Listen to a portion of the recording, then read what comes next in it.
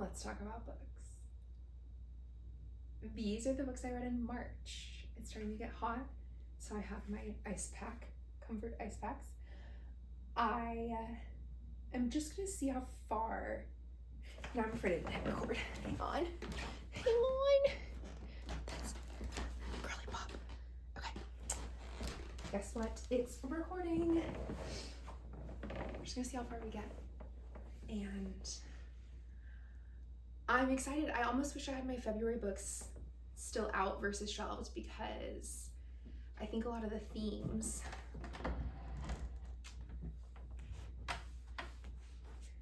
might continue and overlap, but I guess the point of reading is that that's always going on, so not just with my February books then. Okay, these are in order of when I finished them. I'm so hesitant to jump in, but I don't know if I just feel like I haven't done this in a while, and so I should just get started, or if there's a reason that I shouldn't. I mean,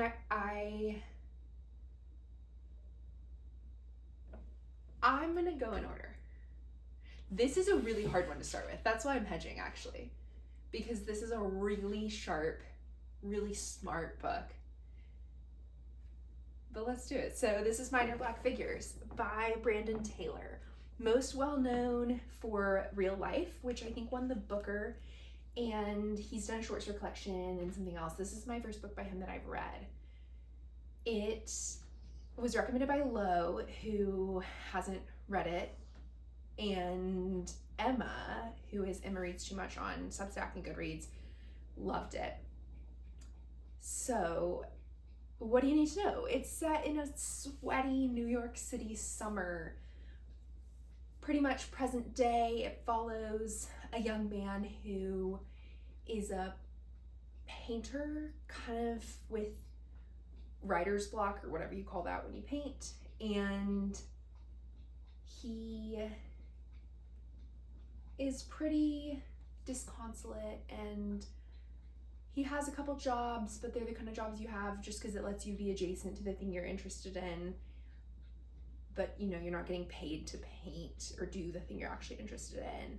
And he meets a man on a random summer night, and that guy is a little bit mysterious, and I knew the I knew a bit more about that guy that you find out.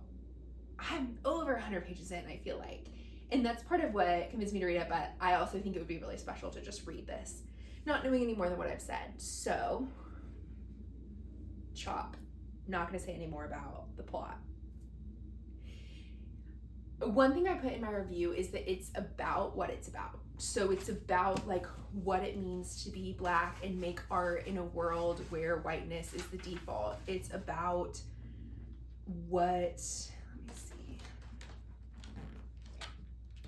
finding meaning, perception, and subjectivity. So just really, I always think it's the word esoteric, but it's erudite, and very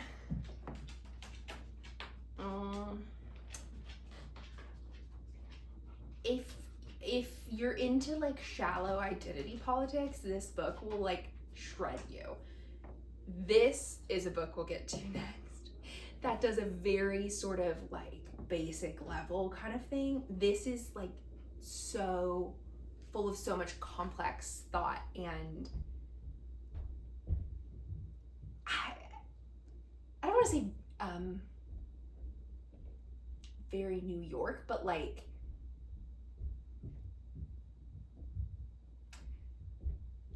yeah, so it's about what it's about, but the details are so real and the characters are so real that it's not obnoxious. And that's something, you know, that I'm always looking for in fiction. I hate when you read fiction and it's like, oh, this person felt like talking about this thing, and you can tell that and you're thinking about that while you read it. That's not compelling, and this had none of those problems. There's something else I want to say. It is really discursive, really slow. So a decent number of pages in, I had to kind of sit myself down and say, pretend you're reading Charles Dickens. Like, pretend you're reading something where part of the point is to read a 2-page rumination on the women selling fruit to commuters in the subway of New York. And maybe that's just a way to say this is pretty highbrow literary fiction. And that was great. I just had to adjust to get there. It was worth doing. And I gave it 4 stars. It's a 5-star for a lot of people. There was a woman on Vulture who wrote a great, more critical take on some of the ways it looks at race that was really interesting. Overall, it's not something that I'm like excited about, but it is successful. Like, it works as a piece of fiction, and I'm glad that I read it. Okay, I'll read this one part. Taylor accomplishes much of his work, meaning like the work of writing fiction, like compelling character transformation, much of his work through action, not plot per se. There's actually not a ton of plot. The action was everywhere, always. Wyeth is the main character, walking and catching trains and going to work, the constant noise of traffic accompanying his internal dialogue. This characterization through action was so light that when I saw Wyeth clearly in rare moments, it was a surprise. Oh, he's selfish. Oh, he's lonely. An impressive feat on its own, but doubly so because that's what it is to be disconsolate, going through the actions of daily life, always thinking, but only rarely actually growing. My final line was both slow and overthinking, both melancholy and sexy. This was impressive. And there's a really sweet line I'll read y'all. When the 2 guys are talking to each other and they have a deeper conversation. Keating, his other characters. Keating's smile turned slightly dopey, but then, growing more reserved, more adult, he said quietly, I know the sound of someone who's been put back together. You can tell me things too, if you ever want to. Which of course is a bit of meta-communication and a bit of making room. I think there's something really important about telling someone you know they have more going on than they're telling you, and saying like, I'm aware of this, and also I'm not like getting you in trouble for that. I think that's fine, and I also love you enough if you ever want to bring it up, I care. So minor black figures. I'm interested to read Real Life. I don't plan to, crazy prioritize it, but if it comes around to me, my eyes are open. The next book I read is To Shape a Dragon's Breath by Monoquill Black Goose. This did not work at all for me. 2 main things. Oh, you need to know. Okay, it's fantasy. It's set in a fictionalized version of the United States. And there's dragons, and there's different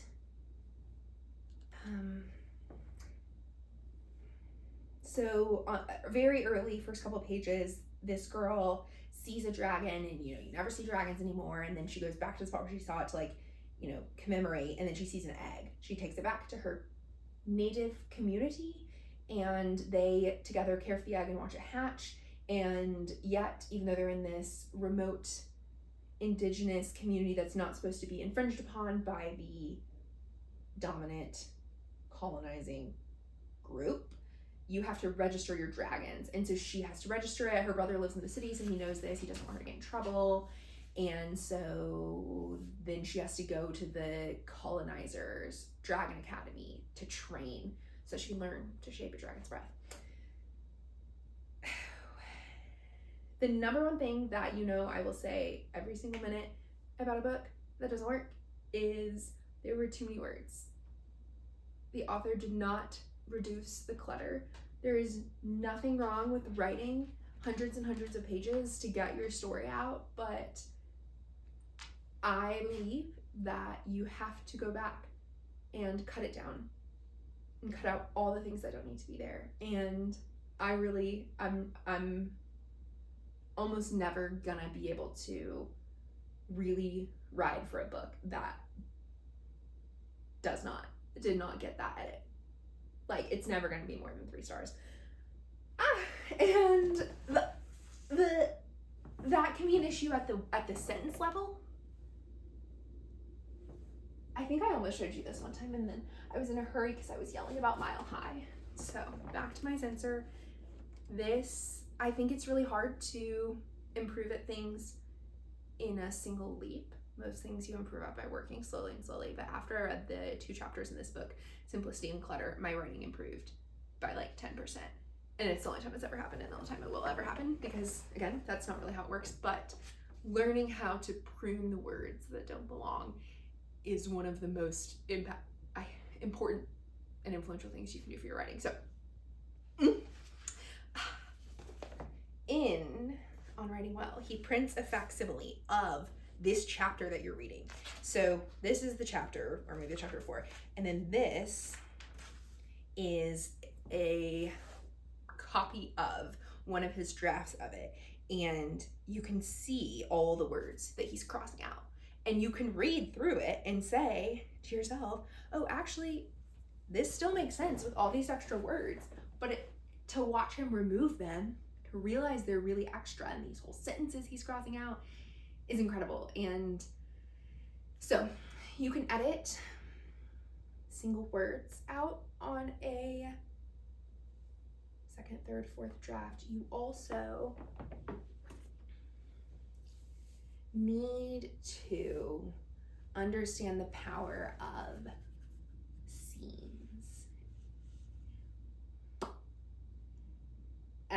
This book did not, and it really felt like watching live, like the author turned on a live cam and you're seeing everything that happens, every single thing. And it contrasts a lot with this Kevin Kwan book we're going to talk about next, because he is so good at only giving you like part of a party and then he'll cut you off, but it's like you didn't need to see the rest of the party.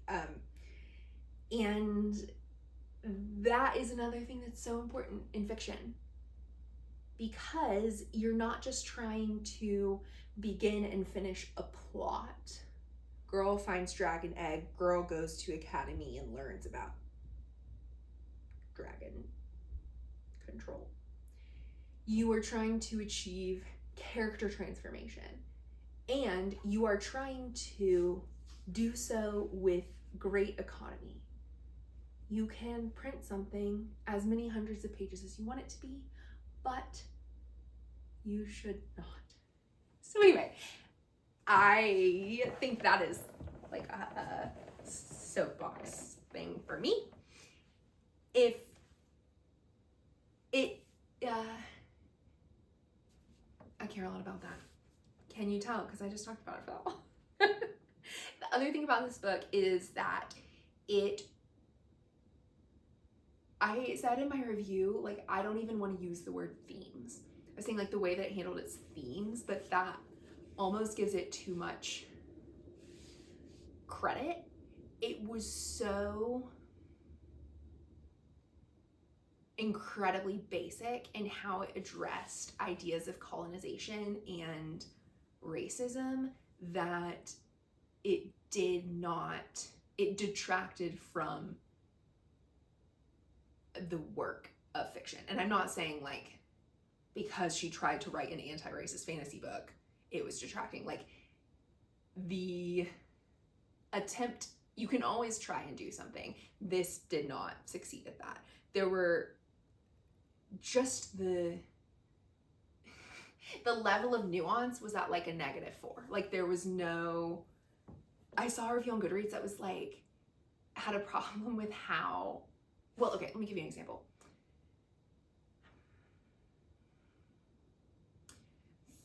First, one way to not do a great job is to state something outright. That is the opposite of trusting your reader. So to be like, he mispronounced my name and it really hurt my feelings. Like, that is completely problematic and valid. And also, to say that 6 times in a book is no longer interesting. And a theme is as powerful as it is invisible. Generalizations are always wrong, so that one's not quite there. But whenever a theme feels like getting hit with a hammer, that is not subtle enough. And so the lack of subtlety paired with the lack of nuance, like, by the end of this, I didn't learn anything new. I didn't feel like this had done anything interesting with the issue of colonization. And I think that's pretty...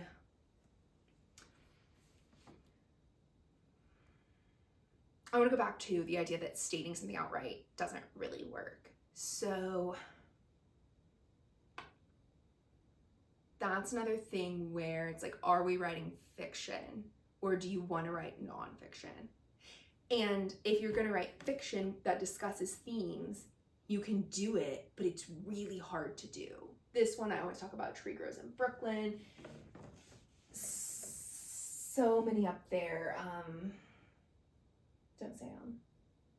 The Listeners was a really cool one that talked about hotels, luxury, wealth.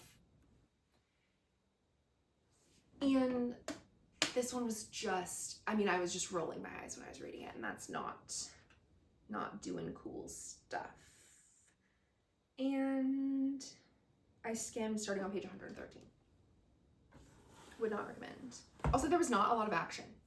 Really, when I summarized, like, finds egg, goes to school, that was pretty much it.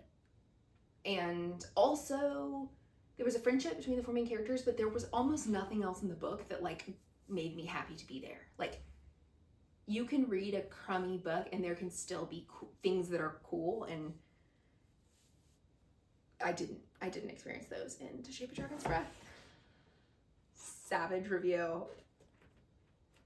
We are learning that long fantasy is really tough to get not my approval, that's dumb, but I am probably not going to be into it. Okay, next book. And not be into it, I mean, I don't think it works.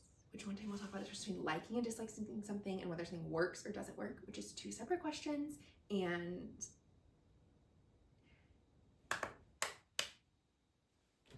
this worked. I didn't love it. I didn't dislike it or anything. This didn't work and I didn't like it. It's really hard for a book to not work, meaning like all of the pieces of what makes something a successful piece of literature are failing. It doesn't work. Rarely does something not work and I still like it because I care about words at a professional level. I think that is not the case for a lot of people, which is completely fine. So there will be books that...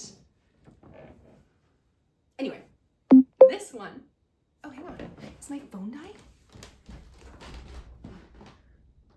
That was strange. Boop, boop.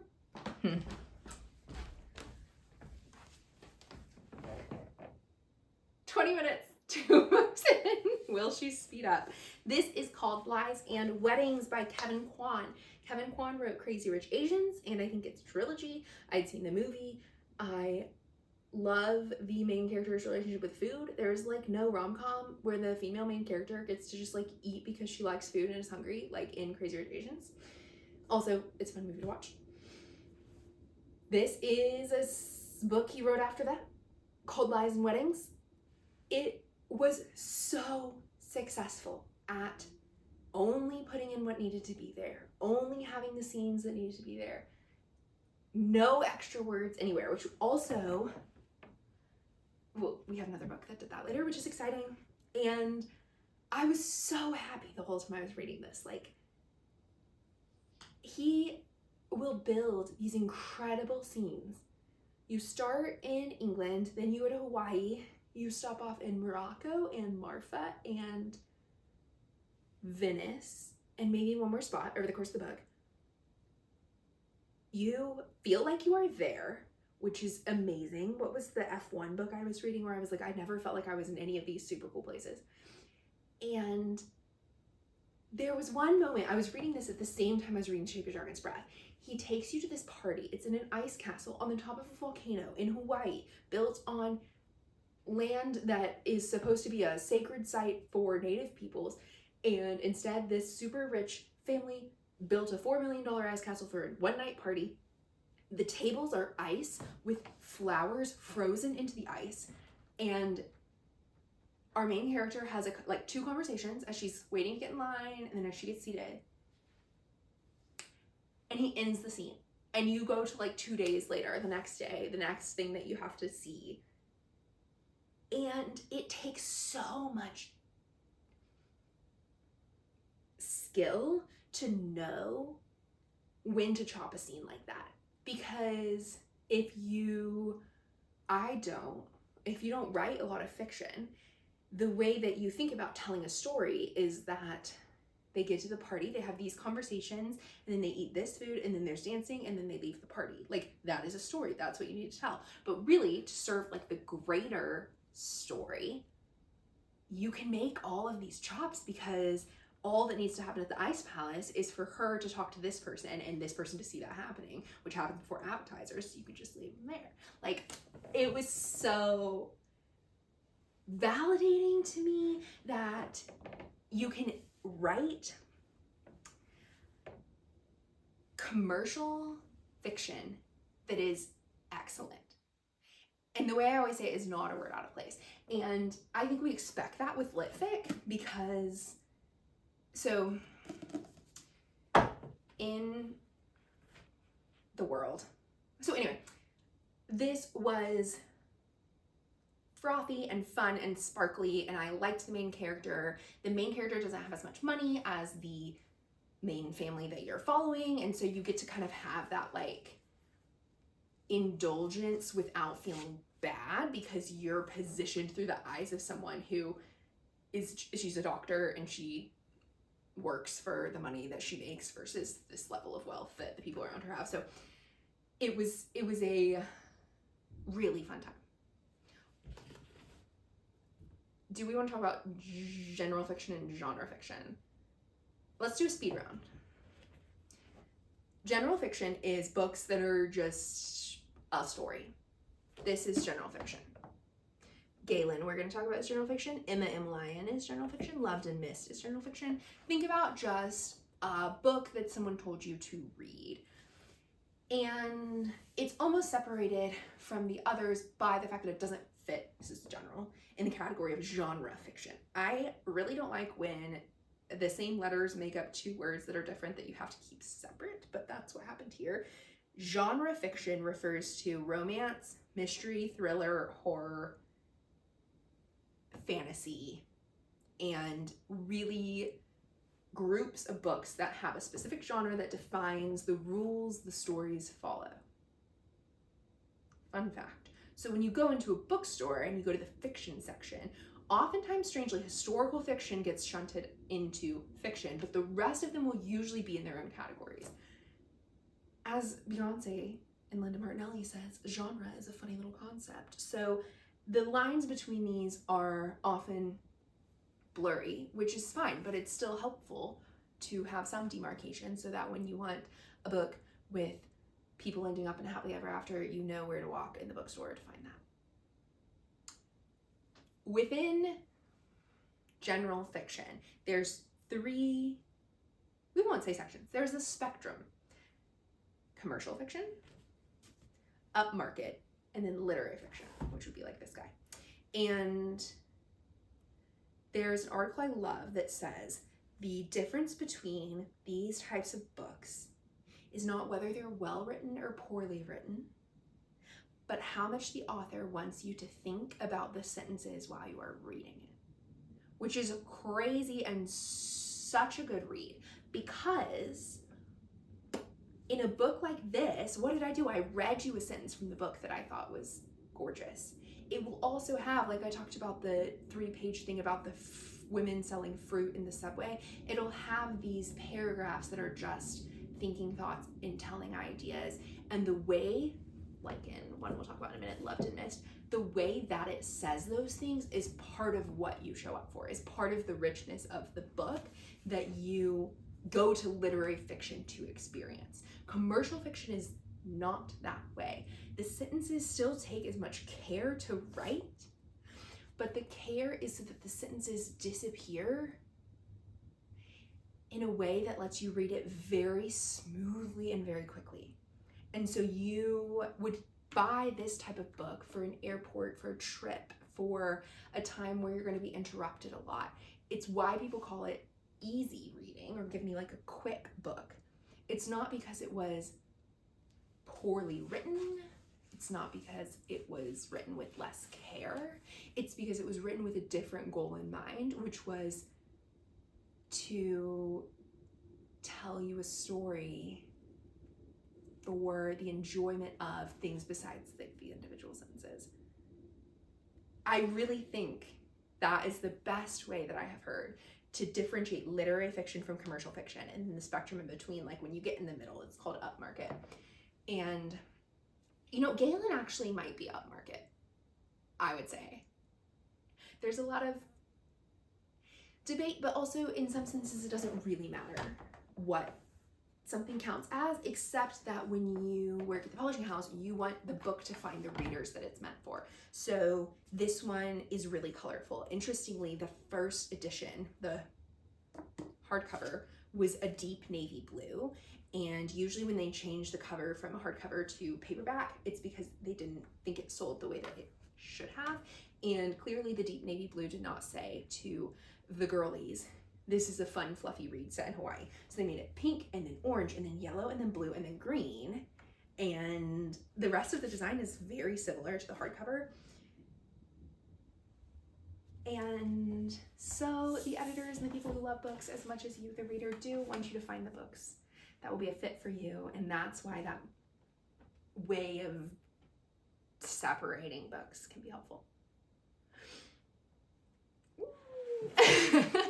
This is so fun.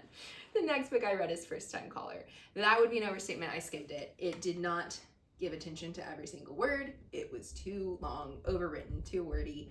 And yet there were things about it that I loved or found charming. First of all, the female main character has a real job. She works as a mechanic. And I don't like fiction where the female main character works in publishing or works in book reading or is a writer. I hate that. And even an artist is a little bit on the edge for me because I think it's self-referential. I think it's often a shortcut to having a conversation or a reveal, or, you know, it's like sending a character to a therapist and then they're like, well, I've been thinking about this. And the therapist is like, tell me more. And then you write it out. Like, it's not cute to me. So I love that the female main character in this had a real job. It is a spinoff. That's not what you call it when you're not in charge. It's inspired by Sleepless in Seattle. Really. Yeah, inspired. So the male main character runs a radio show. It's set in Baltimore, and I really like Baltimore. Friend of the show, Susan Reptimale, lives in Baltimore. If you want to read about public schools and the importance of kids being able to hear their teachers, you should read Can You Hear Me Now? And there was also a moment in this where the author set up a miscommunication trope and then did not take their own bait.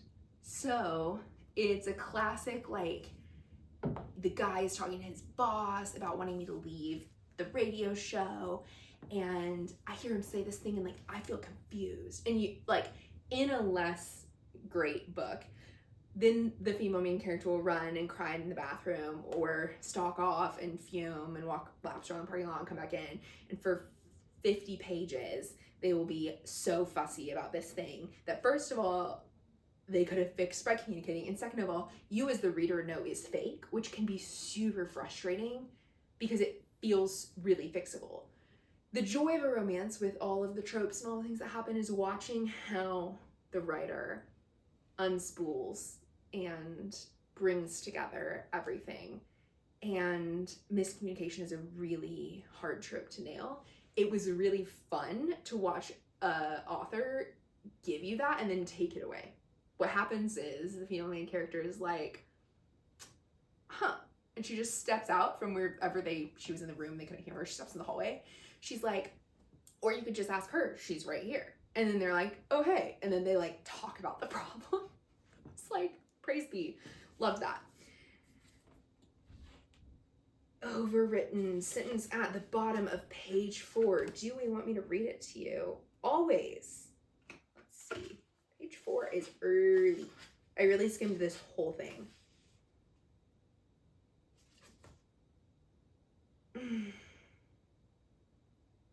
This is the male main character.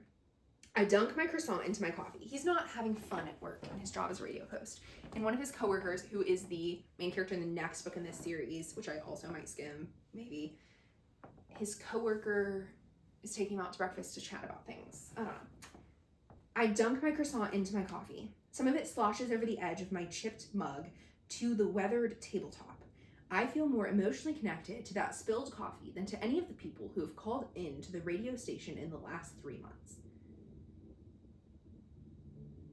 That is kind of nonsense.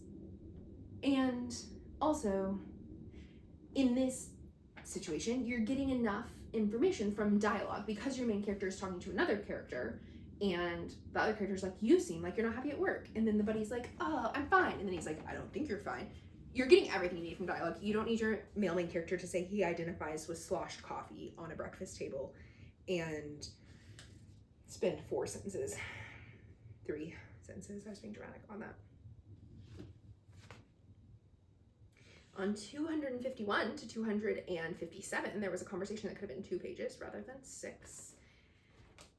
Anyway, so I really believe every word needs to be in its place. The relationship arc stalled for 160 pages, and that's a bummer because you're reading it for the arc just like you do with all stories, and there were missed opportunities to inch the couple closer together. She did the thing where it's like the female is like, oh, he's cute, but I have too much going on in life. The male is like, oh, she just wants a fun time and I can at least give her that. And then they do that for, you can't go like this because there's no arc to that. They plateau for that 160 pages. And that is another thing that is uninteresting to a reader because you know they're ending up together. So the 4th time he says, she just wants to have fun and I can give her that, you're like, but then the 7th time you're like, so, because I was skimming, I was maybe a little less fussy about that. I was stuck on an airplane at the end of this book, so I was making a pros and cons list review on the tarmac in Grand Rapids and Greenville, really giving this just so much, attention, which is a form of care. I think if you don't need every word to be in its place, you might love this book. It was charming, and I thought the characters, there were good things in here. Most people that I have ever talked to adore this book. So that's that.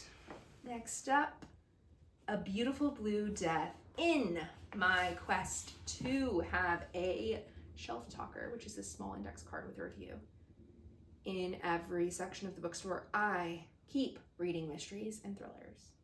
We have reviewed Gone Girl, and there's no other mysteries or thrillers on this shelf because I find them,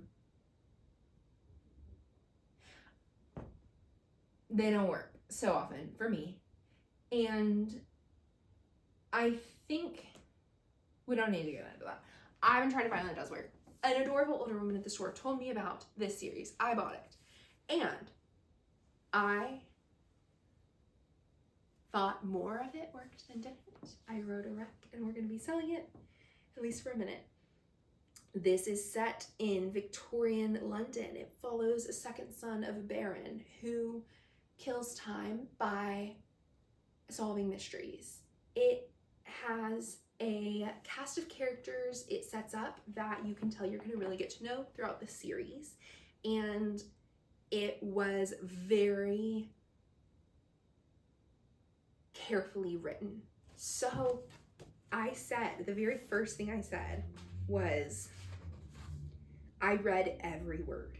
Every detail was in the right place. If it dragged a bit, I barely noticed. Which is, as we know, my big thing. So cheers to Charles Finch on that. It was a classic, you know, someone gets murdered. You gotta figure out why. But the pace was quick enough that I stayed into it. The only thing that didn't totally charm me was that the author thought his main character was so charming that sometimes it would grate a little bit. You felt like he was just looking over your shoulder being like, he just wants to read a book by the fire. Isn't that cozy? You're like, just like, give me some breathing room here. The more charming someone tells you someone is, if you're contrary, then you're like, So, the most egregious book that did that for me was Theo of Golden, but everyone else loves that book, so that's the whole sentence. This was a hit. I think it came out in 2012 or 2009 or something, and the author wrote a really cool foreword because this is like an anniversary edition. And one of the things he said was he lives in Chicago and he went to check out a book at the library, and the librarian was stamping his card, and she goes, Charles Finch, that's the name of this incredible author of these mystery books. And he's like, I know. He's like, oh, I think you mean me. And she's like, no. He's like, I'm a writer. My name is Charles Finch. She like has his library card in her hand. And she's like, no. Charles Finch is this like dashing, gorgeous British man. He writes like British mysteries. He's like, I just nodded and walked away, which is so good. And he lets you feel like you're in London to the extent that the librarian did not believe him when he said he wrote these books, even though he is just a man who lives in Chicago. So that's charming and fun.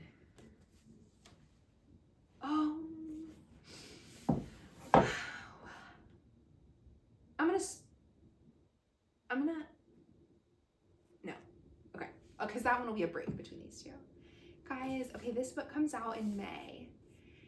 It's called Galen. It's by Walter Mosley. And oh my goodness.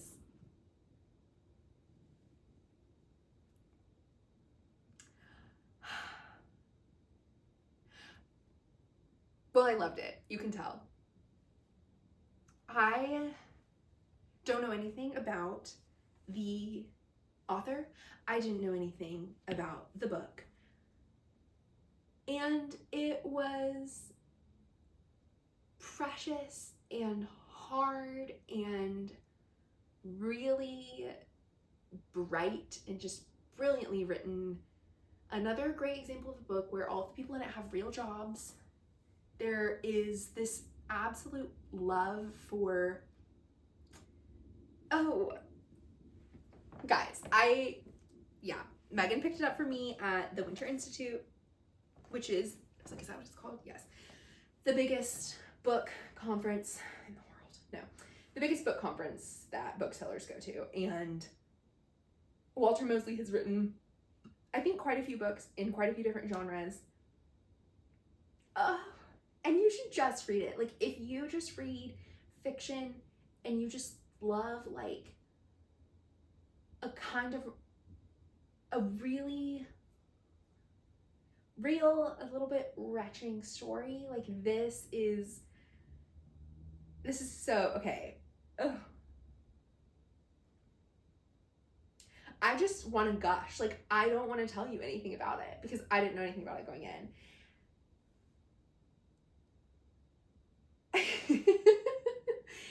But it also, it's a book that, unlike Minor Black Figures, I didn't feel like it was challenging me intellectually to read. Like, it was never hard to read. And that's nice. And yet, and that's why I'm saying this might be upmarket, this might be in the middle between commercial fiction and literary fiction. It had themes that it handled what I thought was so deftly, and the characters were so, like, I believe they're real. I can read you a sentence about that. So, from cheating, pulling a book from later, then we'll come back to whether I'm actually going to say anything about this that is useful. Okay. This is a Penguin Classic. It has a foreword written by, what do you need to know? This is a quote from Hemingway. And it's not part of, this is not a Penguin Classic about Hemingway. All good books are alike in that they are truer than if they had really happened. And after you are finished reading one, you will feel that all that happened to you. And afterward, it belongs to you, the good and the bad, the ecstasy, the remorse and sorrow, the people and the places, and how the weather was. This book does that. Oh, I'm so glad I remembered that quote from flipping in prep for this. I'm gonna, oh, you guys.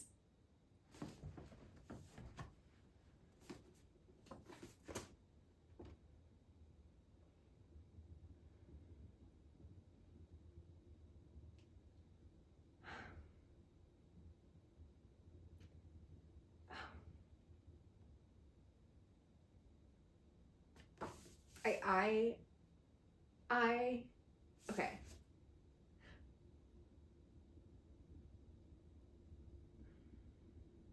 Okay, go put this on hold with library. Go pre-order this. And then skip to when I pull out that next Emma M. Lyon, that bright red book.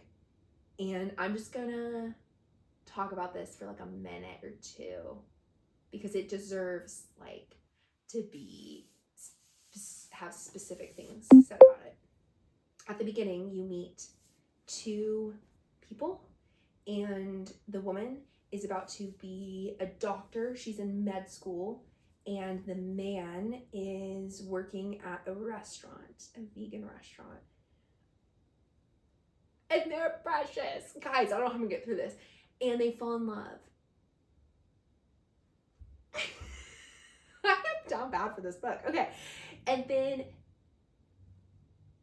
they have a son, and before she tells, what's the dad's name? Robert, I think, that she's pregnant. But after she finds out she's pregnant, her husband is going to work at the vegan restaurant. He leaves like 3 a.m. She lives in an apartment in a nice part of LA, and he gets tackled to the ground by policemen who are calling him homeless, which first of all is not a crime. And he gets a really severe concussion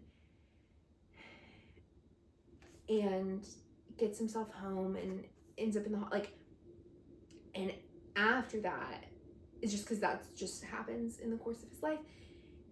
After that, she tells him that she's pregnant. And that juxtaposition of joy and life with state violence and the way that state violence, I mean, for the rest of his life, those concussions affected his ability to remember where he was and stuff. So that juxtaposition, it becomes the thing that this son who they have, Galen, a key part of his life and experience in the world. And there's a lot of violence, There's also so much goodness and love. The restaurant crew, so Robert works at a restaurant. The people that he works with, like, they stick through the whole book. One of them opens a new restaurant that's like a vegan place in somewhere a little bit bougier in LA, and that crew like always stays with and supports Galen, and they're consistent through the whole book. And Galen is such a gorgeous, smart young man, and well, kid, and then all the way into being a young man. There is so much violence, and also there's a lot of near misses in a way that makes every hard turn feel earned, because you're like, oh, he got pulled over driving back from the Bay Area, but the cop let him go. Okay, so now this thing happened, and like, yeah, sometimes the bad thing actually does land. I would love to talk about this book with someone. I can't wait to read what people say about it. It got a star review in Kirkus Reviews, which is a huge deal. And I felt like it was another one of those books that did a great job of holding its themes so lightly that you just have them wash over you, but you aren't being hit over the head with them. And that is the experience that I want from beautiful fiction, and to experience that through characters that I love so much. Yeah, this was so good.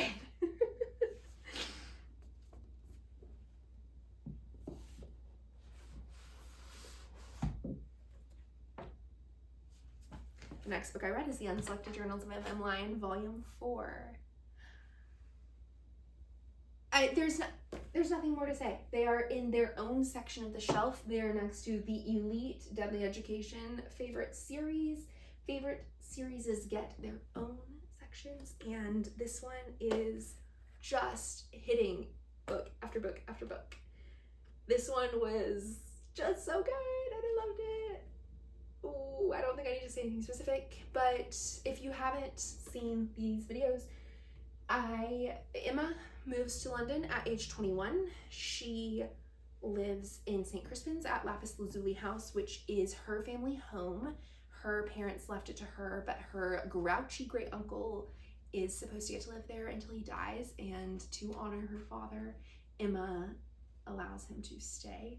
She's having to figure out so many things about survival because the great uncle has taken all of her money and wasted it because he hates her, and the cast of characters is amazing.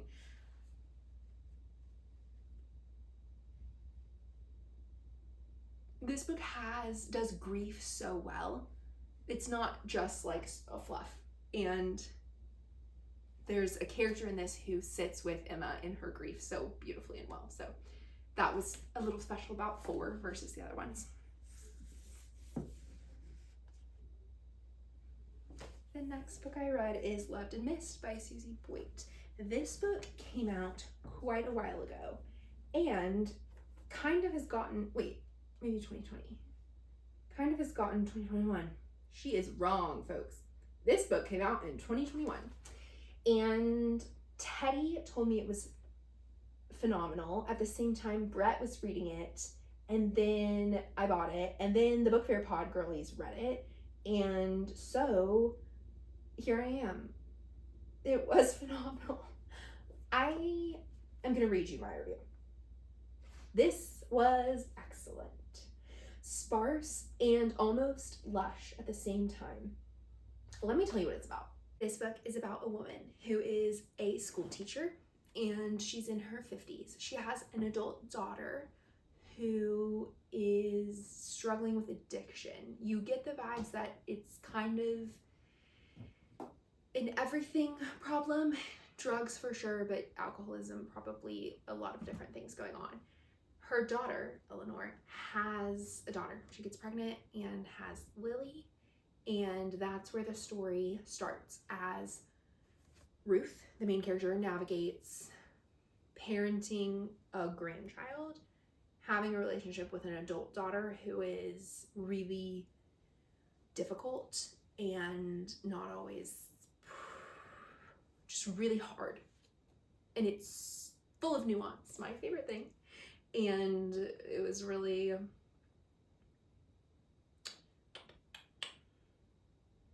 it was really magical. Now that you know the context, it's set in London. It is pretty much present day. Maybe not, maybe it's like 70s or something. I am now going to read you my review because it says it. This was excellent, sparse and almost lush at the same time, full of observations that land like wisdom, full of details that make a world and break your heart. The title reveal, loved and missed. So, you know, in fiction, you're always looking for the title to come up if it's something less obvious than Galen, for example, the name of the main character. And when the title came up in this, it was so good. It was so good. Not gonna spoil that. Really, everything about the rhythm, it's too artful to call pace, was amazing. The chapters are almost vignettes. The scenes they describe are so egg-sized and specific. I told you that Eleanor has a daughter. It opens pretty much, it opens when the daughter is alive and tells the story of the christening. Then it just bounces around in time, and not in a way that's ever confusing, but in a way that's really, it adds to you and your understanding of the experience of Ruth, this woman, and how difficult it is to raise a grandchild. And it's cool. It's really cool. Okay. Really, I think about the rhythm. It's too artful to call pacing. The chapters are almost, okay, we said that. It's Ruth from her 50s to her early 70s. Her observations of Eleanor, so her daughter, so thoughtful and honest, gradually waning, giving way more to her observations about Lily, the granddaughter. So many moments say something so clearly that many people wouldn't think to put to words. The point of good literature, I suppose. I think I got so used to the profundities that I stopped marking anything, but the book is remarkable the whole way through. That ending. And throughout, such strong writing about people struggling with addiction and relationships with people with addiction. Yeah. So, yeah. I really did write so many little dots in the margins at the beginning, and then I really did just get completely immersed in the book and stop. This is a funny line. Eleanor, blah, blah. That is one of the difficult things about personality. In order to convey it effectively, there's always that faint smell of acting that muddies things. I had to be quite stoic when I was with Eleanor. This is Ruth, the grandmother, talking about her daughter. If I looked in any way aggrieved, she would not speak. But I forgot in my panic that seeing me spritz myself all over with false brightness disgusted her a little bit also. I was not in love with it myself. She hated anything resembling dishonesty or performance, but if I faced her truthfully, she would probably never see me again. What did she think courage was? She could be so exacting. But it was a day for generosity, or if not generosity, then painstaking kindness. And if I couldn't run to that, then a hazy sort of last-ditch myopic indulgence. I despise these sorts of downward adjustments which made me feel miserly. I think that's such a cool description of someone that it's hard to be in a relationship with. Oh,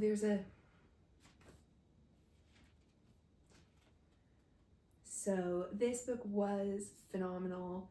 It did the thing where you have a difficult topic and you build something and you make it interesting and you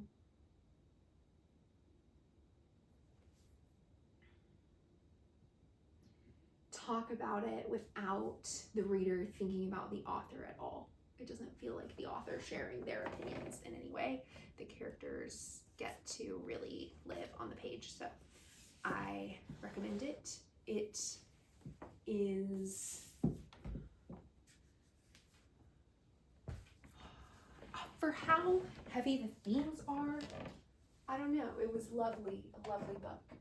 I would compare it in one specific sense to this book that I adore, Fight Night by Miriam Toews, because this book is a triple generation of single women story. So grandmother, mother, daughter, just like Loved and Missed, and then in the opposite sort of way, Loved and Missed is narrated by the grandmother, and this one is narrated by the granddaughter, who is 8 years old. And so read them both.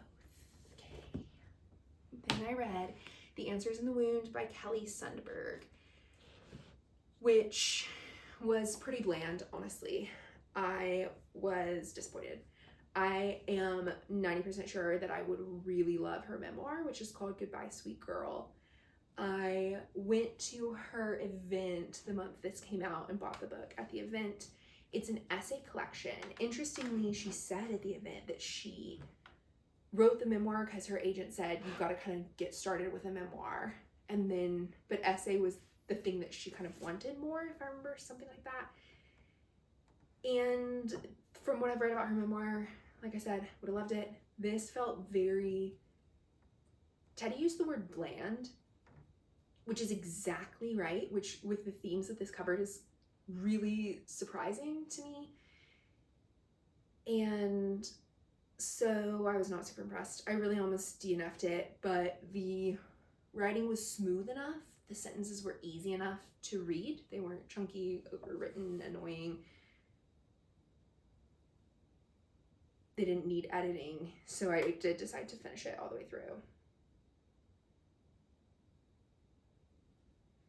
I wouldn't recommend. She did this thing that I kind of, where at the beginning in the introduction, she was like, this is a collection of essays. They can be read, they stand alone, but you should read them in order. I put them in this order on purpose. And I was like, why are you telling me what an essay collection is? Like, of course, that is true. And then I realized over halfway through that there were repeats of information that she didn't fix, which is just, to me, such an easy thing to fix. Like, she would be like, oh, Tim, blah, blah, blah, my friend, childhood friend Tim, and this was a story we had together. Then Tim would pop up in a later story, and she'd be like, I had this childhood friend, his name was Tim. And I'm like, I was here, I was reading.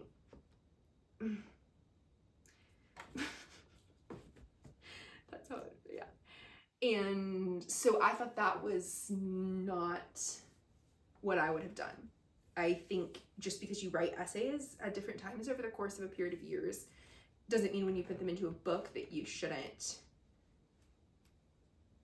snip and shape a little bit more.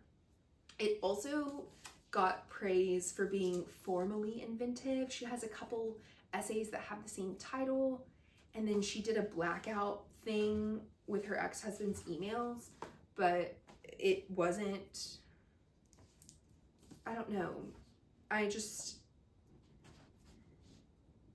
yes, not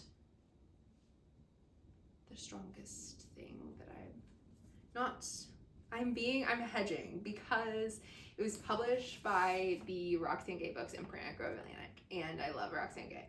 So that's why I'm hedging. I'm gonna be clear, I'm gonna be straight up. And there was, I think the author, like I said, I hate when I read the wrong book by an author. I did that with Hanif Abdur-Rakib. I really think I would have adored Little Devil in America, and I read Go Ahead and Rain instead, which is something where you can look at it and be like, ah, but you know, if you would have picked the other one, you would have been like, ah, so. Answers in the Wound. There were, okay, enough. The last book. This is The Portable Anna Julia Cooper, which is when there's someone who's a big deal, like Anna Julia Cooper, and then Penguin Classics wants to have a version of their work that is pretty encompassing, but also not all encompassing. For example, that would be The Complete Sylvia Plath, or the complete whatever. The portable means we have selected from the things and writings we have from this writer. I have had Anna Julia Cooper on my radar since the Grimkeys and something else. The Grimkeys is in the closet because, if you remember, I thought that it did not communicate the research in a way that was easy to follow, understand, or remember. But and I'm really trying to think of when else I've heard of Anna Julia Cooper, but like a incredibly important late 19th century intellectual, perhaps you just run into them over and over. So I will stop puzzling, she declared to herself, and talk to you about her. Wow. Okay. Anna Julia Cooper is a Black female intellectual who was writing in the late 1800s, and she is sort of considered the foremother of intersectional feminist thought. And it was so cool to get to read her work. It is sadly still so relevant in so many ways today. The way that I chose to read it, so I picked this up at Call and Response, I think last June-ish, yeah, because Caroline was in town, and I wanted to have this work and have read it, but there are some books that I do what's called a syllabus read. So syllabus is like what they give you in college, and it has your assignments on it. So whenever we read certain books, you would read the entire book. And then whenever you read other books, for example, I think the Odyssey. Oh my goodness, look how I took notes. Surely this was my high school copy. Aww, little character list. Anyway, when you flip through such a heavily annotated text, you can see what the syllabus was, because whenever you get to a part, for example, 24, you can tell was not assigned to me because there's no notes in it. So anyway, in adulthood and life, I want to read some things and also know that I will not read every single word of the book. So the way that I do that is I do a syllabus read where I just decide what of this thing I'm going to read. She is most famous for an appeal. No, that's not what it's called. Voice from the South by a Black woman of the South is her main, the thing she was most famous for during her lifetime, and the thing that sold the most. And then there's also a bunch of other cool stuff in here. So I read and really closely skimmed, I switched part of the way through, the Voice of the South from a Black woman of the South. And then later parts I would skim lightly or check the summaries to see if it was something I wanted to read specifically. The other 4 parts of this book are on education, which was found in her papers, and she assembled it almost like a book herself, different writings she had done on education, and then she like scrapbooked them basically. So they're printed here together, maybe for the first time. So that was super cool. She was the principal of M Street, which is a really famous DC high school that got renamed Dunbar, I think. And she was forced out and then moved to Kansas. And then, I mean, her story is very interesting and cool, and she knew a lot about education because she did that professionally. And then there's some writings of hers. She would write to newspapers, as you would do back in the day, which is so interesting that if you think about someone now, like when you respond to something that's been published, you like tweet about it, or you see a movie and you post about it on Letterboxd. And back in the day, the most casual form of communication like that, and the only way that you could be heard would be to write to the newspaper. And then they would publish the things people said, which is just such a rush. And so it's cool to read some of the things that she wrote to different papers. She would write to The Crisis, which was the paper that W.E.B. Du Bois did with, was it the NAACP? I think. Yeah. And then it goes in correspondence. So she wrote to W.E.B. Du Bois. There's a ton of that. She wrote to a bunch of different famous people at the time. And she was the person who was in charge of Charlotte Fortin Grimke's work after Charlotte Fortin Grimke passed away. So there's things about that. And then she wrote poetry, some of which was very charming. One of the things that I noticed the most, first of all, is I really do love the rhetoric and the fancy sounding language of that time period. It's fun to read an idea that you care about expressed with so much like verve and really long sentences and really high vocabulary, and you know, it's the classic, like, no one talks like that anymore. And it was cool. It was cool to read a sentence and just be so charmed and fascinated by the way that she's explaining ideas. Dakota's into the lamp. Cool, she's done. Let me see if I can find you I mean, there are so many. Oh. Okay, let me find a pretty sentence. And then page 68. And then we'll talk about a little bit about her position in the world in sentence first.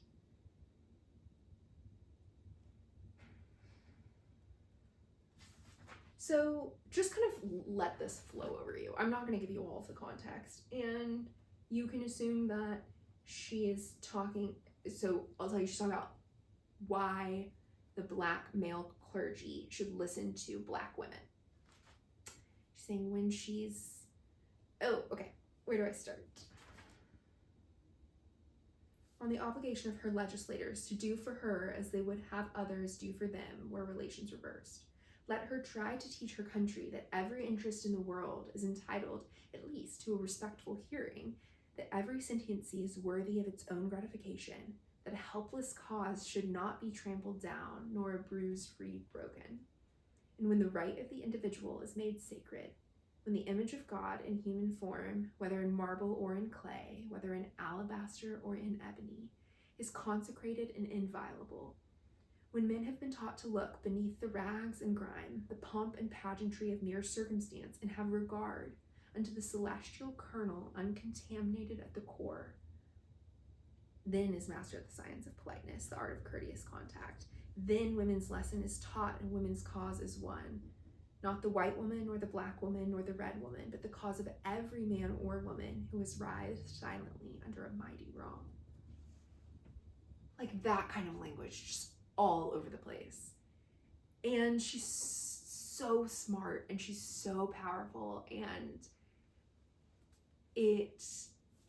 I felt like I could just pull quote so many things from, you know, Good Woman, and from, she has a thing about how, like from Caroline Criado Perez, Invisible Women.